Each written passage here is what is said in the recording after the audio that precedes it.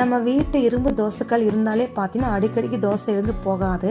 அதுக்கு இந்த சிம்பிள் ட்ரிக்கை நீங்கள் ட்ரை பண்ணுங்கள். கேஸ் ஸ்டவ் ஆன் பண்ணிவிட்டு இரும்பு தோசைக்கல் வச்சுட்டு கொஞ்சமாக தண்ணி ஊற்றிட்டு ஒரு துணி வச்சு நல்லா நம்ம தோசை தவா ஃபுல்லாகவே நல்லா நம்ம தொடச்சி எடுத்துக்கலாம். அதுக்கப்புறம் பாதி உருளைக்கிழங்கு எடுத்து எண்ணெயில் தொட்டுட்டு இந்த தோசைக்கல் ஃபுல்லாகவே நம்ம நல்லா தேய்ச்சி விட்டுக்கலாம்.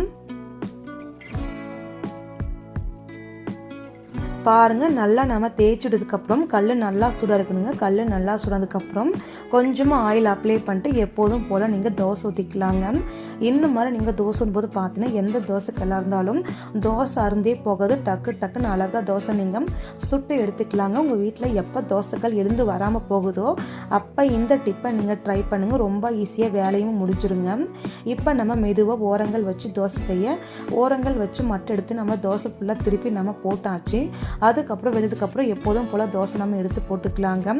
ஒவ்வொரு தடவை நீங்கள் தோசை சுடும்போது எண்ணெய் தொட்டு உருளைக்கிழங்கு தேய்ச்சிட்டு அதுக்கப்புறம் நீங்கள் எப்போதும் போல் நீங்கள் தோசை ஊற்றிக்கலாம்.